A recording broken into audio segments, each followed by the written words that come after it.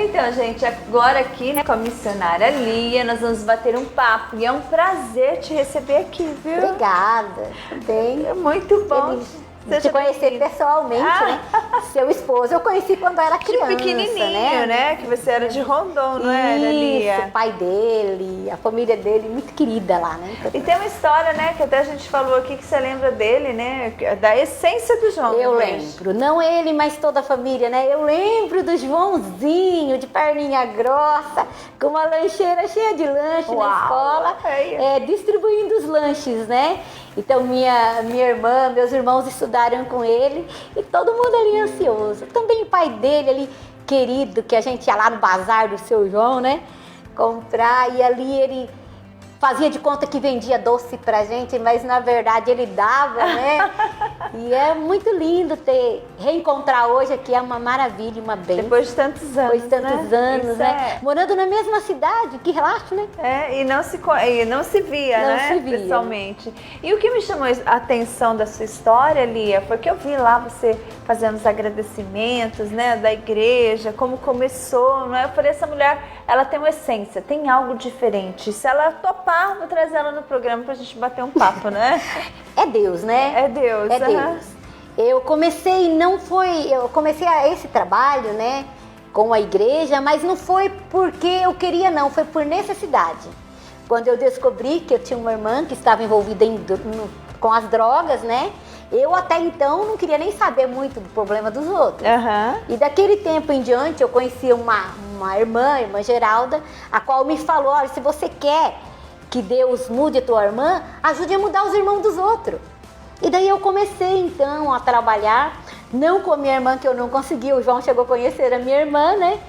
E aí eu comecei a trabalhar com as pessoas com quem ela andava. Naquela época era bem famoso os carrapichos.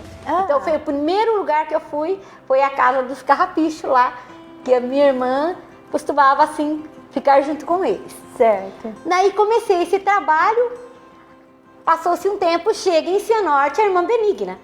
Ermida Nazari, né? Ermida Nazari, irmã Benigna. E daí naquela época... Isso há quantos anos? São muitos anos muitos atrás. anos 90, né? Estava em vias de fechar o lar infantil, que é ali onde é a casa da sopa. E eu fui falar com a irmã Benigna, né?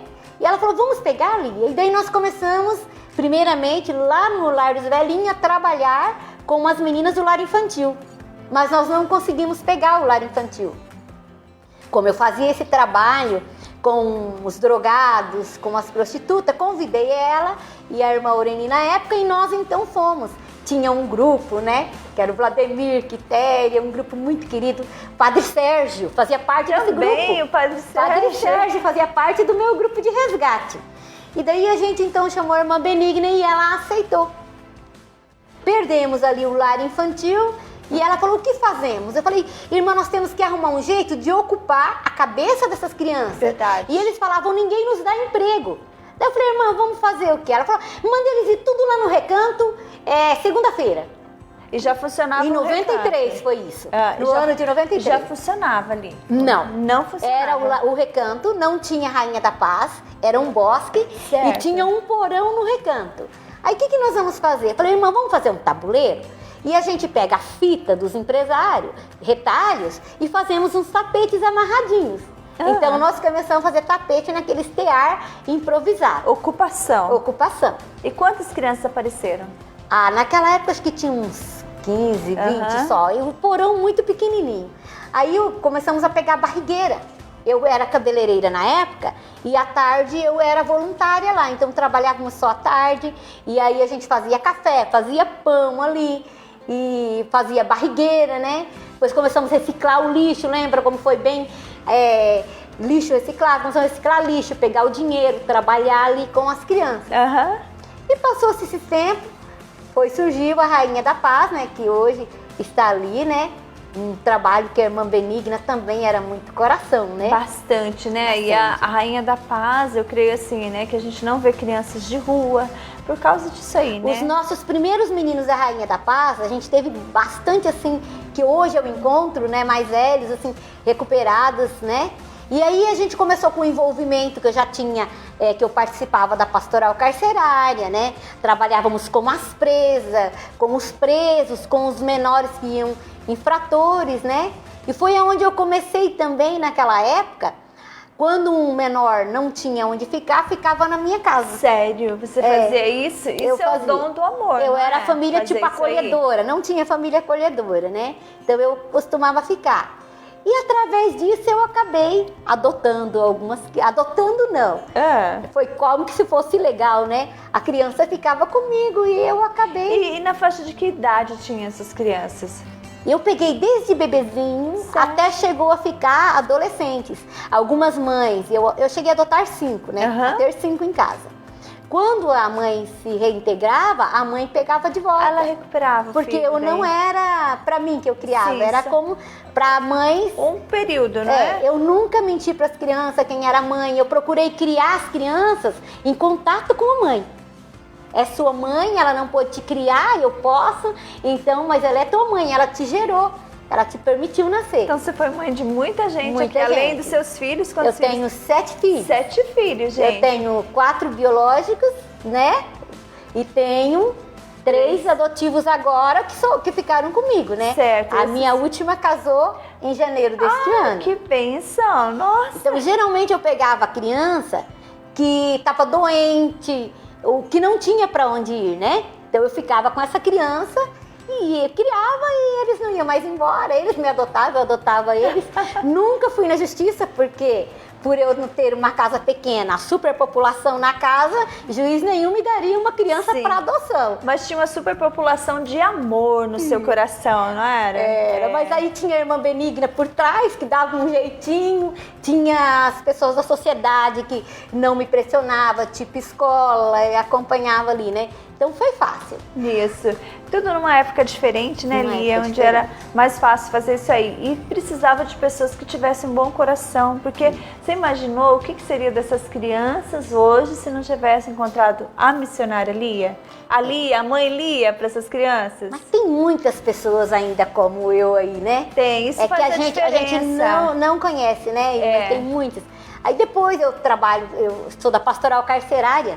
Primeira vez que eu entrei na cadeia em Cianorte foi no ano de 78. E pra você, como que foi entrar na cadeia? A primeira vez que eu entrei, tinham 4 presos na nossa cadeia.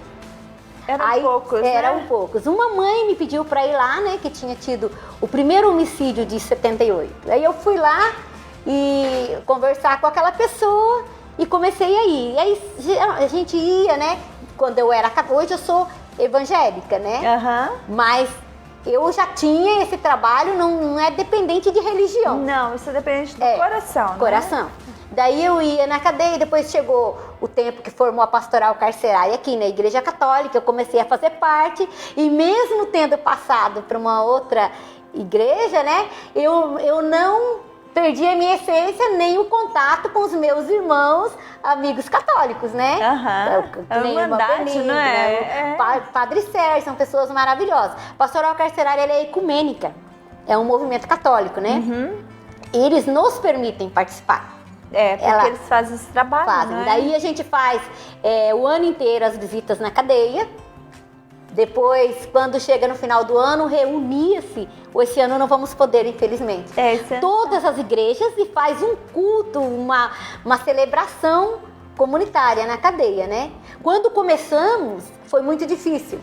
Porque tinha que fazer marmitas, né? Até uns anos atrás, quando, através da pastoral e do conselho, conseguimos as quentinhas. Aí a gente, para ir no domingo, a gente tinha que levar 200 marmitas no último ano que a gente ia. E por que levava tantas marmitas? Tem isso de preso? Tem mais agora, acho que esse tempo estava com... Aumentou muito a população carcerária, de 4 né? em 78 para 300, é muito, mais ou menos, né? Foi transferido bastante, né? Então aí a gente tinha que fazer as marmitas, mas depois, graças a Deus, e ao trabalho do Conselho da Comunidade de Trabalho Pastoral, conseguimos a marmita. Hoje a gente só vai lá para levar a palavra. Fora isso, eu ainda tenho o Projeto Renovarte, né? E o que é o Projeto Renovarte? O Projeto Renovarte é renovação através da arte. Como que funciona isso? Aí a gente está montando esse trabalho, a gente já tem, né?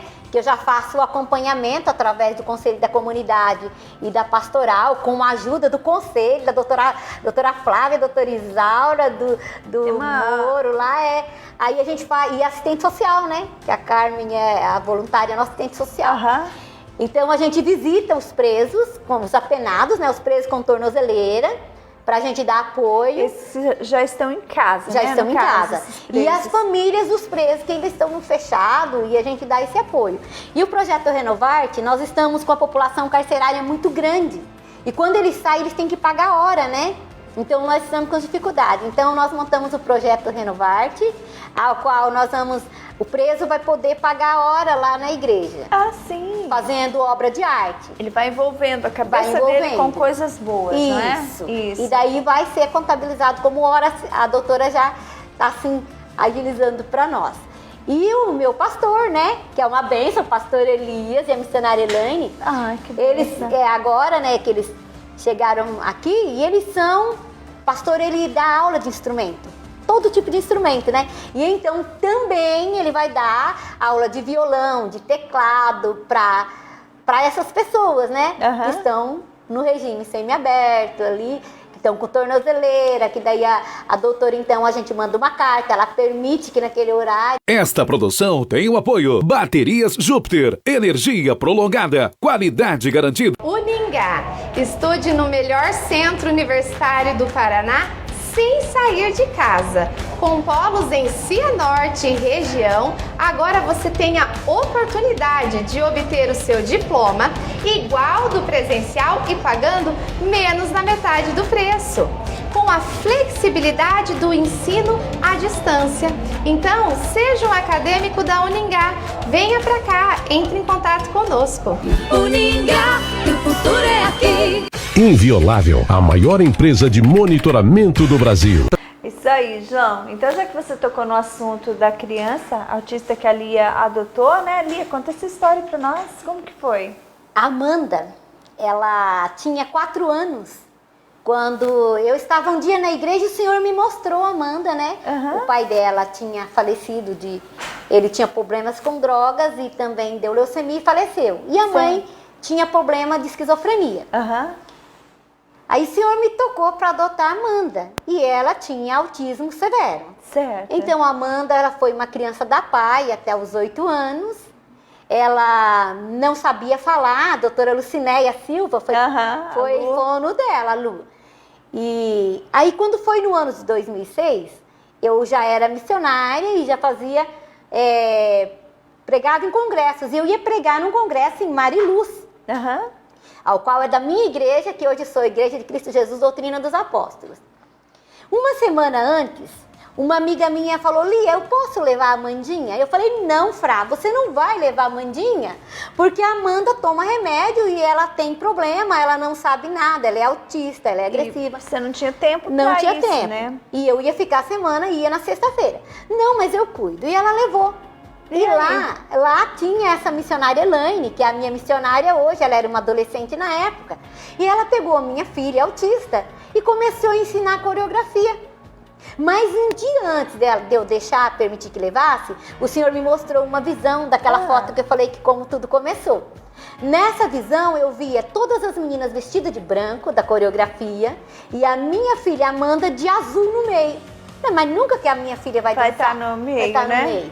E quando eu cheguei lá, na hora que começou o culto, eles falaram: agora vamos receber a coreografia. Quando eu vi, minha filha entrou de azul, as meninas de branco, e elas começaram a dançar. Aquela foto foi tirada pela Frá, o celular quebrou, só deu para aproveitar aquela foto. E a minha filha voltou falando, e Deus foi mudando. Quando foi no mês de março, ela já recebeu alta da psiquiatra, que era a doutora Camila na época. A PAI já não quis mais ela, porque daí não tinha laudo mais de autismo. E a minha filha foi recuperando, ela não falava. E eu falava assim: minha filha não vai só falar, ela vai louvar. E aí? Ela louva, ela dança coreografia, ela cria coreografias. Até esse ano ela estava coordenando os jovens. Nossa. E a coreografia da igreja. Gente, que lindo! E em janeiro deste ano, ela se casou E ela teve uma filha, qual eu falei lá no testemunho, né? Isso, aham. Que na hora que o médico... Foi ela, então. É ela Aham. que teve. Essa que era autista, hoje ela é uma pessoa normal, que casou, tem uma filhinha linda, Maria Valentina. Aí o doutor me chamou, o doutor chegou e falou, vou fazer cesárea nela. Não vou deixar ela E não sofrer. era combinado. Não cesárea, era combinado, né? era pelo Aham. SUS. Ela estava com 4 centímetros de dilatação. Quando ele abriu, ela estava com um tumor muito grande, um mioma, que dava o tamanho da cabeça de uma criança. A trompa toda destruída. Ele falou, olha, se fosse um parto normal... Aí Eu ele ia- me chamou e falou, e agora? Eu falei, já que Deus te usou para fazer cesárea, tira tudo. Tirou, Tirou e a minha tudo. filha tá normal, ela era autista, Deus curou ela. Ela hoje tem uma família, tem um esposo que é uma bênção, que a gente ama muito, né? O Wesley, pai da minha neta, que Deus também fez um resgate muito lindo dele, né? É que é pouco tempo, uma hora a gente conta as histórias aí. Ah, porque tem porque a muita minha história. vida é toda de milagre, sabe? Minha vida é A um sua milagre. vida é um milagre, É um né? E você acha que esses milagres que aconteceram na sua vida, missionária Lia, se deve ao quê? Ao fato de você colocar a sua vida para Deus trabalhar nela? Seria isso? Para Deus fazer conforme Ele quer com você? Sim, e tudo, né, é porque a gente acredita, tem que ter fé. A fé. Quando eu peguei a Amanda, eu fui pregar eu fui um dia na PAI e eu ia a pé com ela. E eu voltei chorando. E eu passei em frente ao salão de uma amiga minha, que é cristã, né? E eu estava chorando, ela me chamou, orou comigo e eu fui embora. À noite eu ia pregar numa igreja em Tapejara e eu cheguei lá, tinha uma criança na porta com deficiência. Eu falei, hoje eu fui na PAI e voltei chorando. Mas a minha filha, o médico, o doutor de Moarama, disse que ela não vai falar, que ela vai ser descontrolada, que ela tinha esquizofrenia, ela tinha autismo e ela tinha DM, que era deficiência mental de Aham. alguns anos. Mas eu acredito que a minha filha não vai só falar, ela vai louvar. Nossa, a palavra tem poder, gente. A palavra tem poder e você tem que acreditar. Com Você tem que ver certeza. mais os lados bons, as coisas boas. Eu tenho 7 filhos, eu adotei 3. Eu não tenho nenhum perdido. Todo mundo, mas porque foi levado a palavra, foi levado vida para todos esses filhos, né? Amor é a base de tudo. Aham. E você Não tem tinha muito. dinheiro, dividíamos ali tudo. Quando eles eram pequenos, minha filha que tá ali, meus filhos também, o carinho que meu filho mais velho criou, os irmãos adotivos, sabe? Meu filho mais velho, ele é bem posicionado, tá bem, mas ele foi o pai dos meus filhos que eu adotei, o apoio que eles sempre me deram. A minha filha vai comigo pra cadeia e eles me apoiam em tudo, sabe? Apoio. Apoio, a família está envolvida A família no está mesmo foco, não é? Mesmo foco. E a igreja, né? A igreja, vamos contar aqui, a gente não tem muito tempo mais, mas você teve uma visão, não é? Com a É, igreja, né? tive. E não era algo que você queria, pelo Não. que eu vi lá no... Mas era algo que Deus queria. Deus queria. Conta pra gente. Eu participava de um ministério que era uma bênção, mas o Senhor falou que queria que eu me envolvesse diferente. Que eu abrisse um ministério e era para eu buscar. Eu falei, mas aonde eu vou buscar as pessoas para essa igreja? Eu estava numa igreja muito cheia. Sim. Ele falou, na cadeia, na boca de fumo e no prostíbulo. Eu falei, meu Deus. E eu só tinha a Amanda, que ela queria participar do ministério lá de Mariluz. Falei, como que eu vou trazer? Aí era eu, meu esposo e a Amanda. Aham, os 3. Aí falei, pronto, vamos começar. Não temos cadeira, não temos som, não temos nada. Nada, só a direção. Só. Fomos lá no Hudson, alugamos o salão. Muito grande o salão. Começamos a convidar as pessoas, que daí veio a primeira família. A irmã Martinha e os 2 filhos. Não tinha som, a gente pregava lá. Na véspera de fazer a vigília, uma filha minha doou 50 cadeiras e a cunhada dela doou mais 50. Já foram 100 cadeiras. 100 cadeiras. Então. Não tínhamos som. Passou mais um tempo, o pastor Márcio doou um som. E assim a igreja cresceu, e assim a igreja se mantém. É uma bênção tão grande que às vezes as pessoas ligam lá querendo uma cesta básica. E às vezes eu não tenho condições de comprar, naquele dia eu só oro. Daqui a pouco chega uma cliente, chega um amigo, chega alguma pessoa e descarrega uma cesta básica. Deus ouve É os dessa corações. forma. Deus é um Deus de provisão, né? Mas você precisa se colocar à disposição. A irmã Benigna, quando começou, era só o porão do recanto Isso. e eu. Aham. 2 doidas. Ela partiu, mas deixou aí, né? Tudo... um legado. Uma coisa que eu sempre costumo dizer, a gente tem que parar com esse negócio que as pessoas acham que um é melhor que o outro, né? Não é. Ou uma religião é melhor que a outra. Nós somos todos irmãos, né? Filhos do Nós mesmo Deus. somos filhos do mesmo Deus. Pai. E somos nós a igreja. Somos nós a igreja. Não é aquele templo lá feito de material lá, mas somos nós a igreja. É essa igreja que tem que fazer a obra, essa igreja que tem que amar. Dia 1º do ano, eu estava em casa, começaram a amassar uma carne, eu tenho que ir em 2 presas, porque eu sei que eu acompanho os presos, né? Eu tenho que ir na família de uns presos. E numa família tinha 10 crianças. Nossa, e bastante. 4 pessoas presas na mesma casa. Eu tenho que ir lá. Eu falei, eu tenho que levar uma cesta básica. Meu marido, mas a gente vai comprar hoje. Eu falei, vamos comprar ali no mercadinho ali, dia de ano novo. Chegamos lá, eles não tinham arroz para cozinhar naquele dia. Se Deus tivesse falado comigo, eu ficasse na minha casa, eles não iam comer. Eles não iam ter o arroz. Então, se Deus tem falado algo para você, se coloca. Você não precisa pensar no financeiro. Você vai na frente, que Cianorte principalmente, ô cidade maravilhosa. Abençoada, o pessoal muito abençoado. Uma cidade de gente que abençoa muito, mas falta alguém que vai, né? Até chegar a Irmã Benigna, nós tínhamos o quê? Só o lar infantil fechando. E hoje, né? Hoje tem várias pessoas trabalhando, imbuídas, mais gente que trabalha, casa de recuperação, tanto cristã, evangélica como católica, né? Que tem sido uma bênção. Isso, não é? Mudou. Cianorte é uma cidade maravilhosa. Eu amo Cianorte. Cianorte é demais, gente. Povo abençoado aqui em Cianorte. Missionária Lia, isso que você falou, né, das pessoas ouvirem, né? Quando tocar a tua mente, vai lá e faz, não é? Porque vai fazer a diferença na vida de alguém. Deixa uma mensagem aqui para as pessoas que estão nos assistindo, de repente pessoas que estão sem esperança, não é? Se programaram para uma coisa nesse ano, aconteceu outra, pessoas que perderam entes queridos, não é? Aonde há a esperança. Amém. É maravilhoso, se a gente acreditar. Esses dias eu estava pregando sobre a mulher do fluxo de sangue. Ela ficou 12 anos. E nesses 12 anos ela esperava ser curada e ela foi aos médicos e não conseguiu. E ela teve que sobreviver 12 anos para esperar aquele dia. Eu comecei a orar para minha irmã no ano de 84.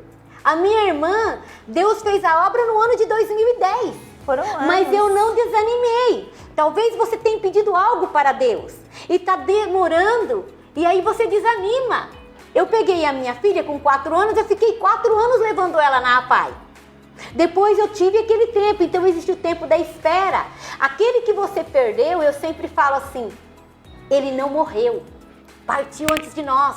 Nós cristãos, católicos, todos os cristãos que creem em Cristo, sabem que aqui é só uma passagem. Verdade. Eu estou falando com vocês hoje, se amanhã chegar o meu dia, chegou eu não morro, porque eu acredito que um dia ressuscito, que um dia vamos nos encontrar, que um dia nós vamos ter uma festa junto. Então, se você perdeu alguém, eu sei que é doloroso. Eu já levei a minha mãe até o lugar final, já tive filhas também, 2 gêmeas que também tive que sepultar, mas eu digo assim, não morreu, partiu antes de nós.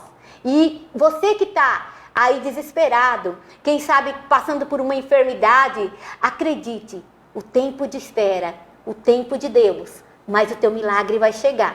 Talvez não seja da forma que você está esperando, mas seja do jeito que Deus quer. Deus é quem vai trabalhar na tua vida. E eu creio, né? Assim como Deus fez na minha vida, olha, eu tenho visto paralítico andar sem ter encaixe no quadril. Nossa, milagre de maravilha. O Senhor colocou o paralítico andar, tira, gente, o Senhor tem poder. Tem poder. Isaías 53 diz que Ele levou todas as enfermidades. Então mesmo aquele que partiu com câncer, que perdeu suas pernas, vai ressuscitar sem enfermidade. Aquele que não tinha perna vai ter, aquele que não enxergava vai enxergar. Vai ser tudo novo, vai ser tudo novo. Então, esperança é o que nós temos que ter. E fé em Deus. Se você chegou até aqui, você que fala que 2020 foi terrível, não foi, você está vivo. Mesmo que você teve percas, aprenda com essas percas, porque Deus tem o melhor para você. Com certeza, né?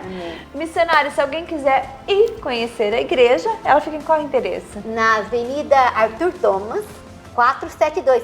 Fica ali pertinho da Praça do Produtor do Senartim. Então, olha aí, gente, se você quiser ir lá participar de um culto, né? Pode estar indo lá. Tem cultos que dias lá? Tá na terça, quinta e domingo. Então, você é convidado, né? E a gente tem um trabalho lá, daí quem for lá pode também, assim, a gente está fazendo um trabalho com os jovens, né? O pastor dá aula de música para os jovens. Aí, que bênção, né? A gente está procurando, assim, principalmente resgatar, sabe? Você que é mãe, que tem aquele filho que dá trabalho para você lá e que talvez ninguém dá valor, nós gostamos deles, tá? Aí, ó.